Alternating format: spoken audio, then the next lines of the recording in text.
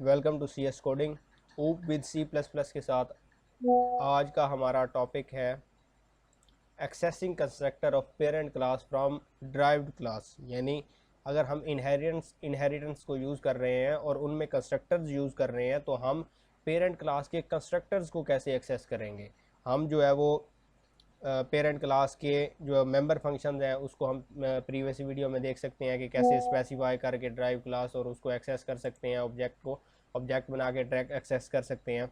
लेकिन अब हम देखेंगे कि कंस्ट्रक्टर्स को हम कैसे एक्सेस कर सकते हैं। इसका तरीका थोड़ा डिफरेंट है। हम कंस्ट्रक्टर को चाइल्ड क्लास के जो कंस्ट्रक्टर हैं उनके ज़रिए जो है वो पेरेंट क्लास के कंस्ट्रक्टर को एग्जीक्यूट कर सकते हैं। फॉर एग्जांपल आप सिंटैक्स देखें, हमने पेरेंट क्लास में कंस्ट्रक्टर बनाया एक, और फिर आकर चाइल्ड क्लास में कंस्ट्रक्टर बनाया और उसमें पैरामीटर पास किए। अब हम फॉर एग्जांपल इसमें हमने ऊपर पेरेंट क्लास में एक पैरामीटर दिया था और इसमें भी यहाँ पर हम दो पैरामीटर देंगे, एक इसका और एक जो है वो पैरामीटर हम यहाँ पर देंगे। फिर ये कंस्ट्रक्टर कॉल हो जाएगा और जब हम इसको कॉल कराएंगे तो ये पहले इसको कॉल कराएगा, ये एग्जीक्यूट होगा पेरेंट क्लास का कंस्ट्रक्टर, उसके बाद चाइल्ड क्लास का कंस्ट्रक्टर एग्जीक्यूट होगा। चले एक प्रोग्राम की मदद से इसको प्रैक्टिकली सीख लेते हैं। यहाँ पर हमने एक क्लास बनाई पेरेंट के नाम से, उसमें एक इन टाइप का प्रोटेक्टेड एक्सेस स्पेसिफायर के साथ एन नाम का डाटा मेंबर लिया और उसके बाद पब्लिक लगा के हमने पेरेंट एक कंस्ट्रक्टर बनाया जिसमें हमने कोई पैरामीटर नहीं दिया और उसमें क्या किया, एन को 0 से इनिशियलाइज कर दिया। उसके बाद हमने पेरेंट क्लास का एक और कंस्ट्रक्टर बनाया और उसमें एक पैरामीटर दिया और उसमें क्या किया, एन को पी से इनिशियलाइज किया, जो हमने पैरामीटर दिया था उसी से एन को इनिशियलाइज कर दिया। और एक मेंबर फंक्शन बनाया शो के नाम से जो कि एन की वैल्यू को शो कर रहा है। उसके बाद हम आए चाइल्ड क्लास बनाई, उसको इनहेरिट किया पब्लिक क्लास के साथ। उसकी बॉडी में आप देख सकते हैं हमने एक प्राइवेट डाटा मेंबर लिया सी एच का करैक्टर डाटा टाइप के साथ। उसके बाद पब्लिक में हमने इसका कंस्ट्रक्टर बनाया, आप देख सकते हैं पब्लिक में यहाँ पर कंस्ट्रक्टर बना है और हमने इसका सिंटैक्स किया है कि कॉलन लगा के आप पेरेंट के कंस्ट्रक्टर का नाम लिख देंगे। यहाँ पर याद रहे जो सीक्वेंस आप देंगे वही सीक्वेंस यहाँ पर, मतलब आपने यहाँ पर विदाउट पैरामीटर के कंस्ट्रक्टर दिया है तो यहाँ पर भी विदाउट पैरामीटर के कंस्ट्रक्टर के साथ ही ये कॉल होगा।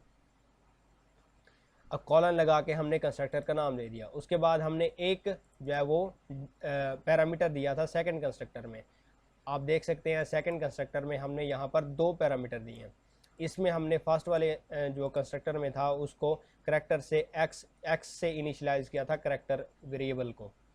अब हमने क्या किया, एक करैक्टर वेरिएबल लिया पैरामीटर में और उसके बाद एक इंट का एम नाम का वेरिएबल लिया। हमने करैक्टर सी को जो है वो सी एच वेरिएबल से इनिशियलाइज कर दिया। उसके बाद हमने क्या किया कि ये इसका जो दूसरा हमने पैरामीटर दिया था वो इसमें पास करा दिया पेरेंट क्लास के कंस्ट्रक्टर में। अब ये क्या करेगा कि यहाँ से जो है वो इसकी वैल्यू ये पास होगी इसमें और ये जो है वो इसको एन को इनिशियलाइज हो जाएगी। जब हम इसको कॉल करेंगे तो ये ऑटोमेटिक कॉल हो जाएगा। उसके बाद हमने वॉइड डिस्प्ले का फंक्शन बनाया और करैक्टर वेरिएबल की वैल्यू को प्रिंट करवा दिया। चलिए नीचे प्रोग्राम देखते हैं। हमने चाइल्ड क्लास का ऑब्जेक्ट बनाया ऑब्जेक्ट 1।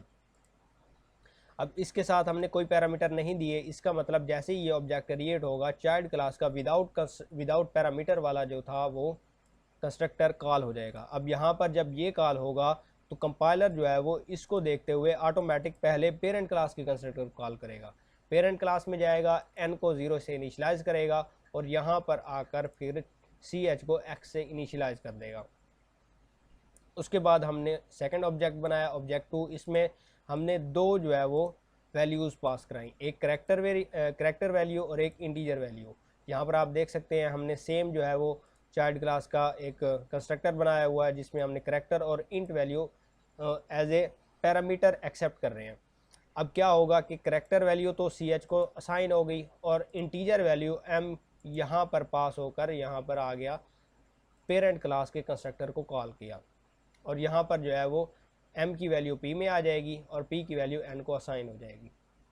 उसके बाद हमने किया ऑब्जेक्ट 1 डॉट शो, यानी ऑब्जेक्ट 1 की जो वैल्यू होगी वो शो फंक्शन से प्रिंट हो जाएंगी। ऑब्जेक्ट 1 में हमने ये दो वैल्यूज़ थी हमारे पास। करेक्टर जो है वो x से इनिशलाइज था, उसके बाद पेरेंट कंस्ट्रक्टर कॉल हुआ वो n जो है वो उसमें n 0 से इनिशलाइज था। तो ये दो वैल्यू जो है वो, अब शो फंक्शन क्या कर रहा है कि सिर्फ n की वैल्यू को इनिशलाइज कर रहा है। उसके बाद ऑब्जेक्ट वन डॉट डिस्प्ले ये करेक्टर की वैल्यू को इनिशलाइज कर रहा है। यानी इस दो में हम ऑब्जेक्ट वन की मदद से जो करेक्टर और इंटीजर वैल्यू इनिशलाइज की थी वो डिस्प्ले हो जाएगी। और ऑब्जेक्ट टू, यहाँ पर ऑब्जेक्ट टू में n की वैल्यू प्रिंट होगी जो कि 100 है, और यहाँ पर जो है वो डिस्प्ले फंक्शन में करेक्टर वैल्यू प्रिंट होगी जो कि @ है। चलें इसको एग्जीक्यूट करके देख लेते हैं।